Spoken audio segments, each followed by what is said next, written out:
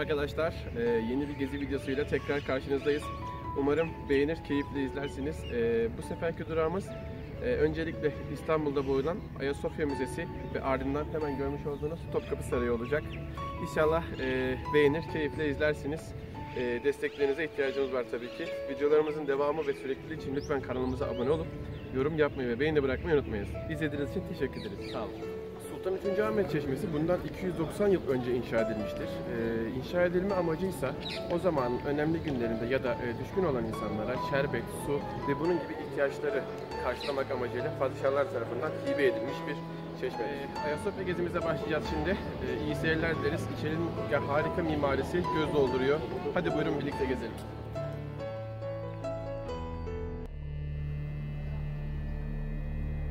Dünya mimarlık tarihinin günümüze kadar ayakta kalmış en önemli anıtları arasında yer alan Ayasofya, mimarisi, ihtişamı, büyüklüğü ve işlevselliği yönünden sanat dünyası açısından önemli bir yer teşkil etmektedir.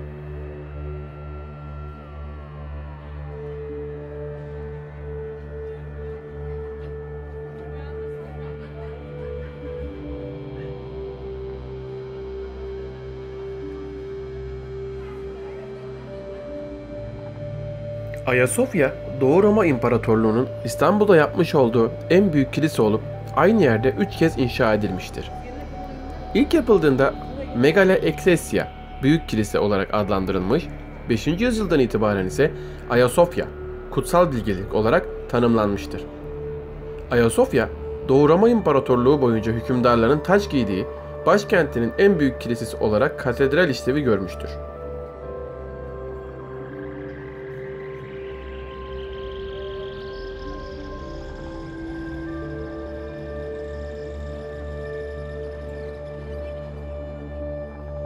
Birinci kilise, İmparator Konstantinos 337-361 yılları arasında 360 yılında yapılmıştır. Üstü ahşap çatı ile örtülü, uzunluğuna gelişen bazilikal planlı birinci yapı, İmparator Arkadios'un 395-408 karısı İmparatorice Eudoxia ile İstanbul Patriği Ioannis Kyrinomostos'un arasında çıkan anlaşmazlıklar nedeniyle Patriğin sürgüne gönderilmesi üzerine 404 yılında çıkan halk ayaklanması sonucunda yakılıp yıkılmıştır. Bugün Patriğin mozaik tasviri Ayasofya'nın Kuzey Tipanon duvarında görülebilmektedir.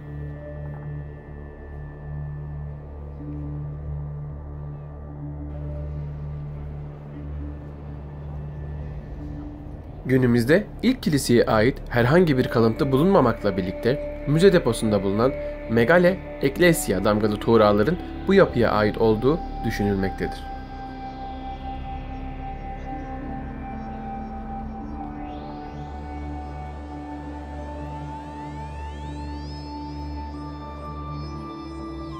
İkinci kilise, İmparator II. Theodosios tarafından 415 yılında yeniden inşa ettirilmiştir. Bu yapının 5 nefli, ahşap çatıyla örtülü ve anıtsal bir girişe sahip bazilikal planda olduğu bilinmektedir.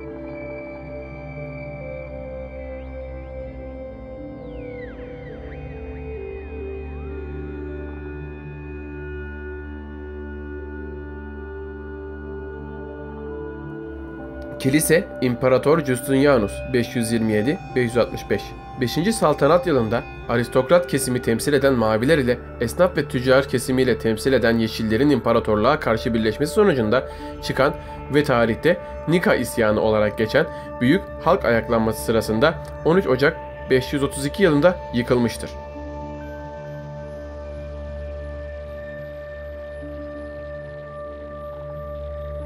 Osmanlı döneminde 16 ve 17. yüzyıllarda Ayasofya'nın içine mihraplar, minber, müezzin mahfilleri, vaaz kürsüsü ve maksureler eklenmiştir. Mihrabın iki yanında bulunan bronz kandiller Kanuni Sultan Süleyman tarafından bu din seferi dönüşünde camiye hediye edilmiştir. Ana mekanın girişinin sağ ve sol köşelerinde bulunan Helenistik döneme ait iki mermer küp ise Bergama'dan getirilerek Sultan 3. Murat tarafından Ayasofya'ya hediye edilmiştir. Ayasofya'da bulunan Sultan Abdülmecit döneminde 1847-1849 yılları arasında İsviçreli Fossati kardeşleriyle kapsamlı bir onarım yapmıştı. Bu onarım çalışmaları sırasında daha önce mihrabın kuzeyindeki niş içinde bulunan hünkâr mahfili kaldırılmış, yerine mihrabın solunda sütunlar üzerine yükselen, etrafı ahşap yaldızlı korkuluklarla çevrili hünkâr mahfili yapılmıştır. Aynı dönemde Hattat Kadı Asker Muzat İsset Efendi tarafından yazılan 7,5 metre çapındaki 8 adet hat levhası ana mekan duvarlarına yerleştirilmiştir. Allah, Hazreti Muhammed, Hazreti Ebu Bekir, Hazreti Ömer, Hazreti Osman, Hazreti Ali, Hazreti Hasan ve Hazreti Hüseyin yazılı bu levhalar İslam aleminin en büyük hat levhaları olarak bilinmektedir. Aynı Hattat kubbenin ortasına ise Nur suresinin 35. ayetini yazmıştır. Günümüz Ayasofya'sı, İmparator Justinianos tarafından dönemin iki önemli mimarı olan Miletoslu Milet, Isidoros ile Tralles'i Aydın Antrameos'a yaptırılmıştır. Tarihçi Prokopios'un aktardığına göre 23 Şubat 532 yılında başlayan inşa 5 yıl gibi kısa bir sürede tamamlanmış ve kilise 27 Aralık 537 yılında törenle ibadete açılmıştır. Kaynaklarda Ayasofya'nın açılış günü İmparator Justinianus'un mabedinin içine girip "Tanrım, bana böyle bir ibadet yeri yapabilme fırsatı sağladığın için şükürler olsun" dedikten sonra Kudüs'teki Hazreti Süleyman mabedini kasbederek "Ey Süleyman, seni geçtim" diye bağırdığı geçer.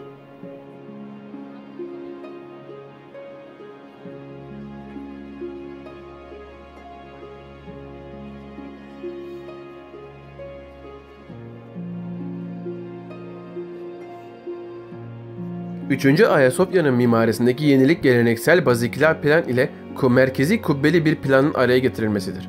Yapının 3 nefi, bir apsisi, iç ve dış olmak üzere 2 narteksi vardır. Apsisten dış nartekse kadar uzunluk 100 metre, genişlik 69,5 metredir.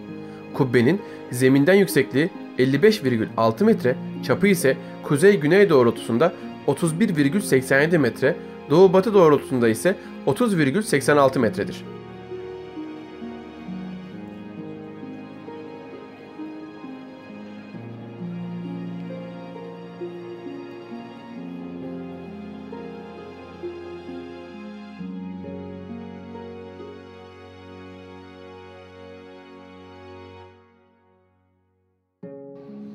İmparator Justinianos, Ayasofya'nın daha görkemli ve gösterişli olması için mahiyetindeki tüm eyaletlere haberler göndererek en güzel mimari parçaların Ayasofya'da kullanılması için toplatılmasını emretmiştir. Bu yapıda kullanılan sütun ve mermerler Aspendos, Efesos, Baalbek, Tarsus gibi Anadolu ve Suriye'deki antik şehir kanıtlarından getirilmiştir. Yapıdaki beyaz mermerler Marmara Adası'ndan, yeşil somaklar Eğriboz Adası'ndan, pembe mermerler Afyon'dan ve sarı mermerler Kuzey Afrika'dan getirilerek Ayasofya'da kullanılmıştır. Yapının iç kısmında yer alan duvar kaplamalarında tek blok halinde mermerlerin ikiye bölünerek yan yana getirilmesi, simetrik şekiller ortaya çıkartılmış ve damarlı renk mermerlerin iç mekanda kullanmasıyla dekoratif bir zenginlik oluşturulmuştur. Ayrıca Efes, Artemis Tapınağı'ndan getirilen sütunların neflerde Mısır'dan getirilen 8 adet profil sütunun ise yarım kubbeler altında kullanıldığı bilinmektedir. Yapıda 40 tanesi alt galeride, 64 tanesi ise üst galeride olmak üzere toplam 104 adet sütun bulunmaktadır.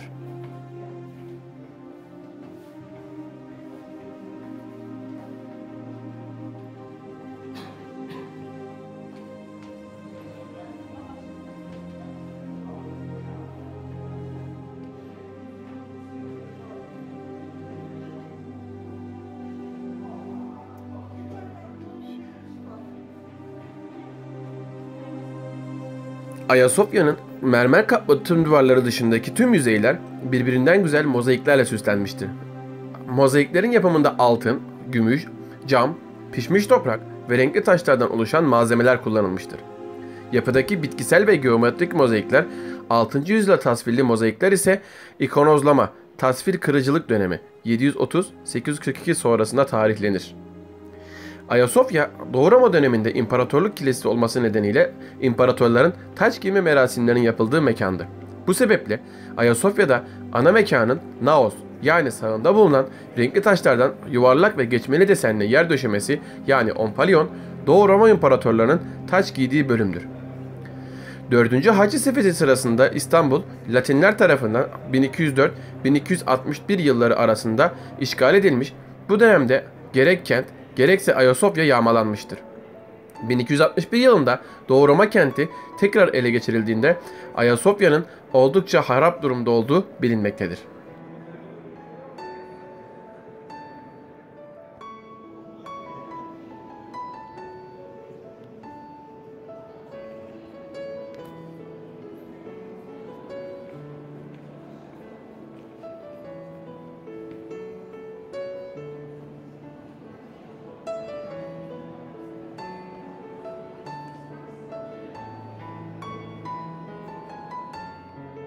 Ayasofya, Fatih Sultan Mehmet'in 1453'te İstanbul'u fethedilmesiyle camiye çevrilmiştir.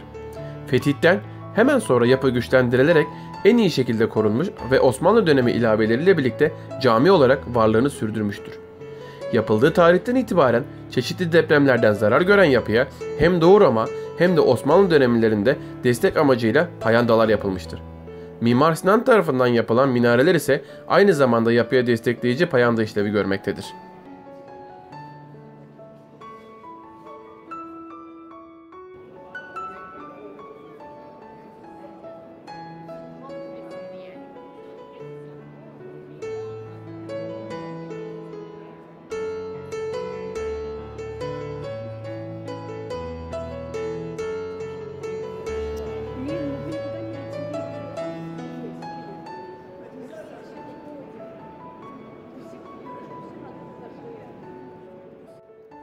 Ayasofya'nın kuzeyine Fatih Sultan Mehmet döneminde bir medrese yaptırılmış, her dönemde bakım ve onarım çalışmalarından geçmiş, en kapsamlı tamir çalışması Sultan Abdülmecit döneminde Fossati tarafından yapılmıştır.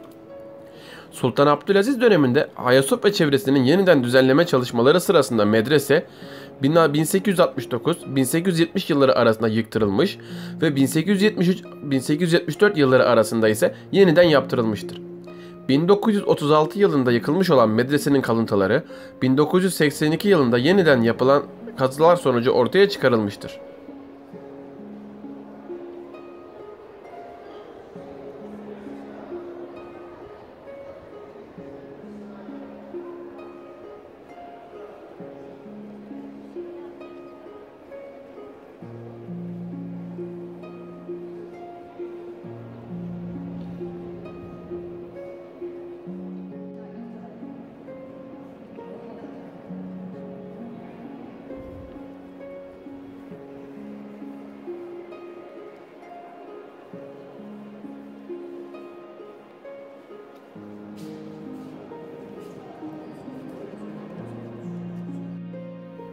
...1935 yılında İstanbul Alman Arkeoloji Enstitüsü'nün Schindler başkanlığında yapılan kazılarda bugünkü zeminin yaklaşık 2 metre altında görülebilen ikinci yapının propolyonuna yani anıtsal giriş kapısına ait basamaklar, sütun kaideleri ve 12 havariyi temsil eden kuzu kabartmaları ile süslü friz parçaları bulunmuştur. Ayrıca anıtsal girişe ait diğer mimari parçalar ise batı kısmındaki bahçede görülebilmektedir.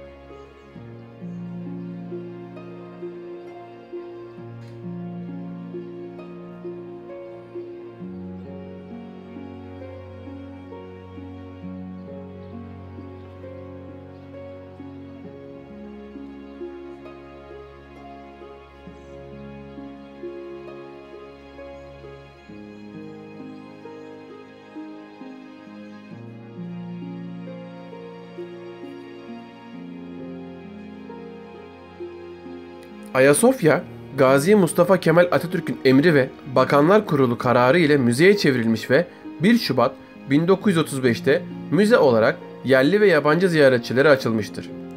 1936 tarihli tapu senedine göre Ayasofya 57 pafta, 57 ada, 7 parselde Fatih Sultan Mehmet Vakfı adına türbe, akaret, muvakkahitane ve medreseden oluşan Ayasofya-i Kebir Camii Şerifi adına tapuludur.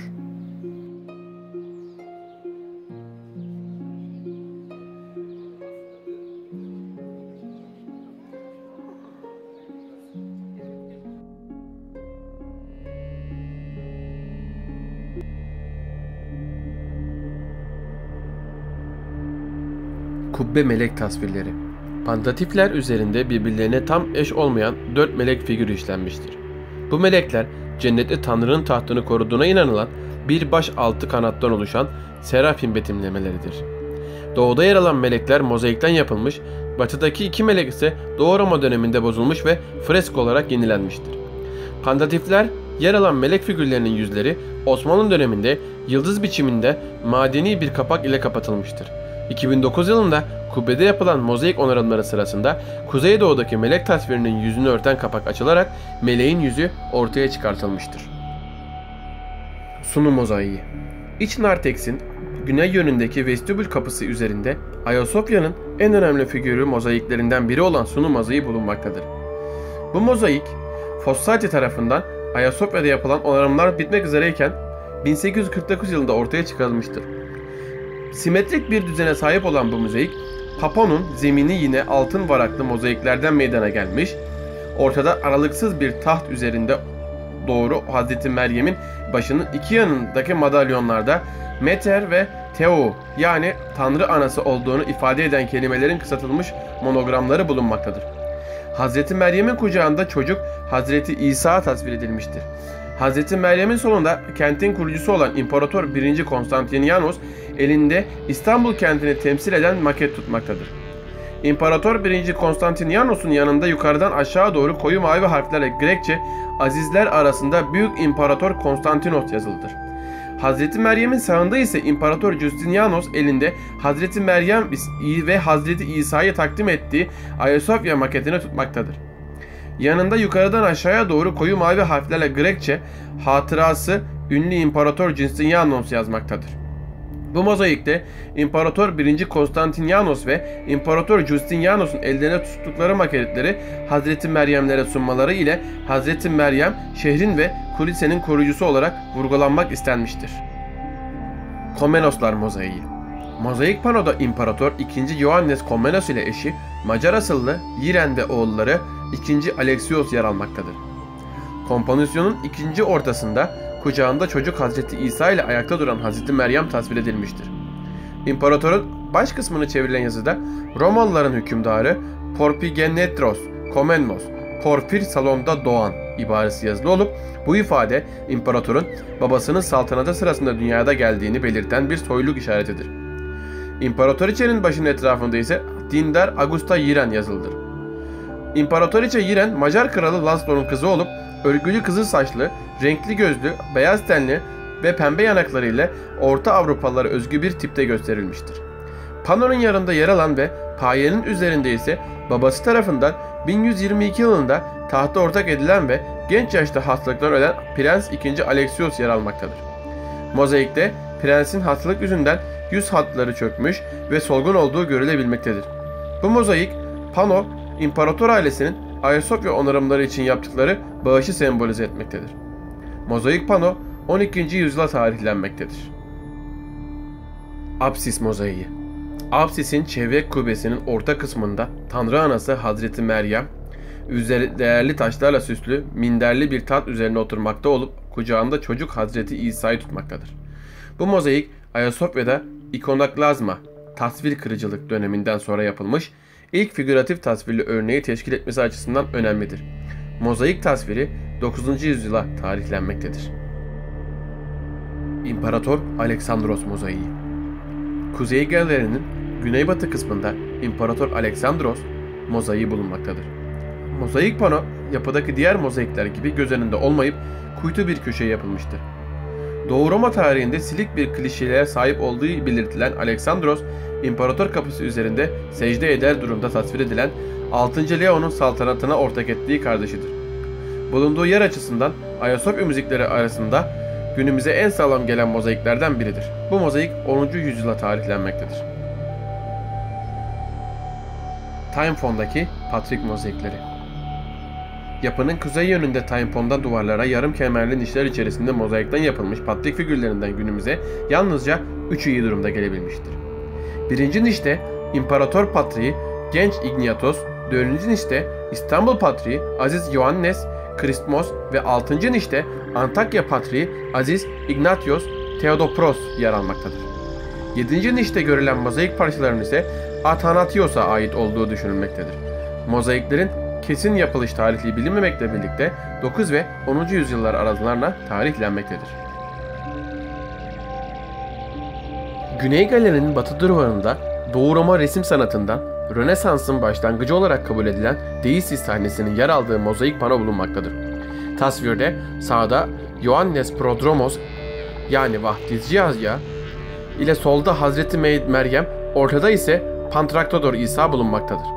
Mozaikte kıyamet gününde insanlığın affedilmesi için Hazreti Meryem ve Hazreti Yahya'nın Hazreti İsa'ya yalvarmaları tasvir edilmiştir. Bu üç figürde Helenistik dönem tasvir sanatının özellikleri yansıtılmaktadır. Deisis panosu, mozaik tekniği ve tasvirin yapılış şekliyle dikkat çekmektedir. Yüzlerdeki canlılık ve renklerin seçimi açısından oldukça başarılıdır. Bu mozaik, Doğu Roma sanatında ilk çağ resim sanatının ana prensiplerinin yansıtıldığı en güzel örneklerden biridir. Deisis mozaiği tarihlendirilmesinde farklı görüşler ileri sürülmekle birlikte kabul edilen tarih 13. yüzyıldır. 6. Leon mozaiği. İmparator kapısı üzerinde yer alan Pantokrator İsa tasvirli mozaikte ortada İsa, aralıklı bir taht üzerinde oturmakta, sağ eliyle takdis eder durumda. Sol eliyle ise sayfaları açık bir İncil tutmaktadır. İncil'in üzerinde Grekçe "Barış sizinle olsun, ben dünyanın nuruyum" ibaresi yazılıdır. Sağ tarafta madalyon içerisinde baş melek Cebrail, sol tarafta ise madalyon içerisinde Hazreti Meryem tasvir edilmiştir. İsa'nın ayakları dibinde ona secde eder duruma Doğu Roma İmparatorlarından 6. Leon yer almaktadır. Mozaik tasvir 10. yüzyıla tarihlenmektedir. Güney Galeri'nin batı duvarında Doğu Roma resim sanatından Rönesans'ın başlangıcı olarak kabul edilen Deisis sahnesinin yer aldığı mozaik pano bulunmaktadır. Tasvirde sağda Ioannes Prodromos yani Vaftizci Yahya ile solda Hazreti Meryem, ortada ise Pantokrator İsa bulunmaktadır. Mozaikte kıyamet gününde insanlığın affedilmesi için Hazreti Meryem ve Hazreti Yahya'nın Hazreti İsa'ya yalvarmaları tasvir edilmiştir. Bu üç figürde Helenistik dönem tasvir sanatının özellikleri yansıtılmaktadır. Deisis panosu, mozaik tekniği ve tasvirin yapılış şekliyle dikkat çekmektedir. Yüzlerdeki canlılık ve renklerin seçimi açısından oldukça başarılıdır. Bu mozaik, Doğu Roma sanatında ilk çağ resim sanatının ana prensiplerinin yansıtıldığı en güzel örneklerden biridir. Deisis mozaiği tarihlendirilmesinde farklı görüşler ileri sürülmekle birlikte kabul edilen tarih 13. yüzyıldır. Papaz odalarındaki mozaikler. Papaz odası olarak adlandırılan bu dönemde galeride açılan kapının alınlığında Deisis kompozisyonda Hazreti İsa ve Hazreti Meryem mozaikleri günümüze tam olarak gelmiş fakat Vaftizci Yahya Ioannes tasviriyle bozulmuş durumdadır. Sultan Abdülmecid'in mozaik tuğrası. Dış narteks ana giriş kapısının sağındaki duvarda Sultan Abdülmecid'in tuğrası sergilenmektedir. Tuğra 1847-1849 yıllarında Fossati kardeşlerin Ayasofya'da yaptığı onarımlar sırasında Ayasofya'nın dökülmüş olan altın yaldızlı orijinal mozaik tarihlerinden İtalyan usta Nandreo Lazzoni tarafından yaptırılmıştır. Fossati tarafından Sultan Abdülmecid'e hediye edilen tuğra, yuvarlak formlu altın yaldızlı mozaik tanelerden meydana gelen zemin üzerine yeşil renkli mozaiklerden işlenmiştir. Mozaik tuğranın dış bordürü lacivert renkli tek sıra mozaik taneleriyle süslüdür. Mozaik tuğra tasarım açısından Osmanlı döneminin kullanılan malzeme açısından ise Doğu Roma yansıtması bakımından oldukça önemlidir.